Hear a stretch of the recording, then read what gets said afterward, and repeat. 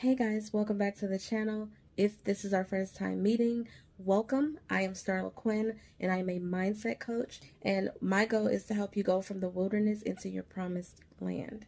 Okay, so what I want to talk about today is living and associating with things that are outside of the will of God. People that are still living in their sin, in their wickedness, okay? There are many times where we as believers feel like we're strong enough to deal with people that are not of God. Some people who don't even believe in God. And we hang around them and we say, well, it's our goal to love everyone and maybe I'll influence them somehow and they'll come in. But meanwhile, I'm just going to be friends with them. I'm going to love on them. And their lifestyle is not going to affect me. But I wanted to share something with you in the book of Genesis. And this is where, remember when Abraham and Sarah and Abraham's nephew Lot, they were traveling together and they ended up going their separate ways because they couldn't get along in the land. You know, they had a lot going on and they were kind of feuding because the space that they were using between the two of them, because they both had so much cattle and different things, it was conflicting. So they ended up going their separate ways. And Lot ended up going to a land near Sodom. That's the land he chose for himself. And remember, in Sodom and Gomorrah, they were wicked and they were doing all kinds of stuff. So he set up shop right outside of Sodom. And this is found in Genesis 13 and 11. It says, so Lot chose for himself the whole plain of the Jordan and set out toward the east. The two men parted company. Abraham lived in the land of Canaan, while Lot lived among the cities of the plain and pitched his tents near Sodom. Now the people of Sodom were wicked and were sinning greatly against the Lord. That's Genesis 13, verses 11 through 13. So these people were sinning greatly against the Lord, but he pitched his tent, set up shop right outside of Sodom. Okay, so this is him living right next to wickedness. You know, maybe he felt like, you know, the land is great out here and that's them, they're over there. That's not going to affect me. But look what happens over here in Genesis 14. And if you read down a ways, the kings were fighting. The kings of Sodom, the king of Gomorrah. They were going at it with a bunch of other kings. And then eventually, when the kings of Sodom and Gomorrah fled, they took food and things that belonged to the people. But guess what? They also took Lot. They carried him away too with the possessions. Abraham got word of it and had to go and rescue him. But here's the thing. He ended up getting swept up in that drama. It affected him. And remember, down the line, he ended up living in Sodom and Gomorrah, where it was so wicked, the Lord had to rescue him before he destroyed Sodom and Gomorrah. So when you're living alongside someone, befriending or operating with someone, even if you're not into the same things that they're into, it can still affect you. At some point, somewhere down the line, you will be affected by this person's behaviors or the things that they're into. You know how many innocent people have been hurt or blamed or persecuted for being involved with someone or being somewhere? They had absolutely nothing to do with what was going on, but because they were associated with it, they also paid the price. They were penalized as well. There are people who have lost their lives. You ever see people hanging out with someone and that's the good person? There's like a good person hanging out with all these evildoers and something breaks out. You notice how none of the evildoers get hurt? It's always the innocent person. It's always the person that is doing right and living right that always gets caught up and swept up in that wave of sin and wickedness that's going on.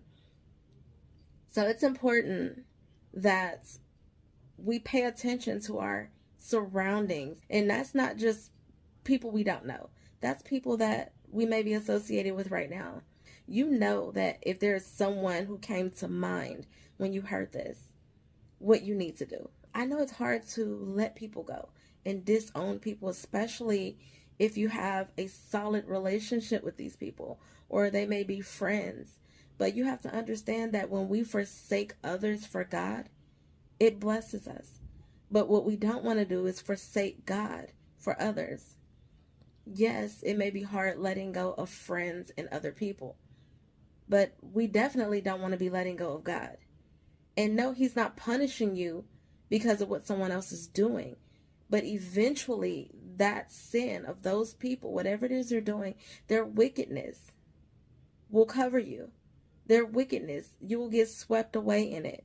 That is why the Lord requires us to live a certain life and to cut off certain things, to be disconnected, to come out from among certain things and certain people and behaviors that don't suit him well. There was another story in the Bible in Exodus, I believe, where they were not supposed to take anything after possessing a land. You know, they slayed everybody in the land. They when they went to possess this land, they had to slay this army, you know, that fought against them to keep them out. They had to slay them, but their orders were not to take anything. And there were, I believe, two who took some things for themselves, spoils of war, and they kept them. So when it was discovered that they had taken things against their orders not to, the Lord ordered them and their families to be killed. See, and people think, okay, he killed the children, it's cruel, but this is what it looks like. Those children are learning from him. So he was looking at the long term, like they're going to grow up to be like him. So we need to take care of it right now so that we will have none of this foolishness later on. So that is the way the Lord sees it. Wickedness has a tendency to rub off on you because it'll do things to make you think nothing's happening. You'll be deceived.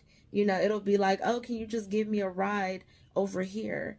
You know, this is your good friend. And you're like, oh, yeah, sure. You know, I'm going to be a good Christian and give this person a ride. But then they have you drop them off somewhere where there's something major going on, like some raid or something. And then you end up getting caught up in it. Or you pick this person up to drop them off. Police pulls you over. They have drugs on them that they throw out into the car. And then now it's your problem. So there are so many issues where wickedness can fall upon you, even if you think you got it. You know, even if you think it's not going to affect you somehow. Even to the point of you hanging around something so much that you start wondering about it now. You know what I mean? You start being curious about that lifestyle. And you end up being pulled out. And the enemy is not going to say, oh, jump out all at once. He's going to feed you crumbs. He's going to expose you to certain things little by little. You know what I mean? So little by little, you're going to be exposed until eventually you're exposed enough to be vulnerable to whatever it is that's going on outside of the will of God. So we have to guard our hearts. We have to guard our minds, and we have to be wise and use the Spirit, use discernment when we are putting ourselves in certain positions and dealing with certain people. Yes, we love people, you know, especially our family and our friends, and it's hard to disconnect, but you have to protect yourself. You have to protect yourself. Okay, so that was laid on my spirit to deliver that word. I was sitting here today and I was in prayer asking God, what did he want me to deliver?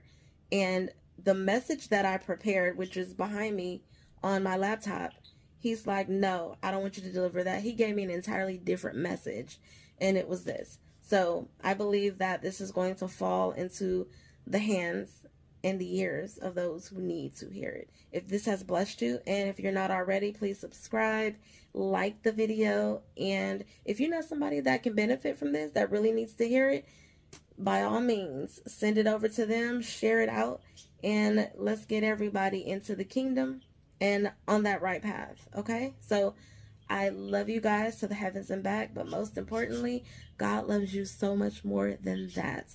I pray that he continues to shine his face upon you all the days of your life, And may those days be long and filled with abundance, peace, and prosperity.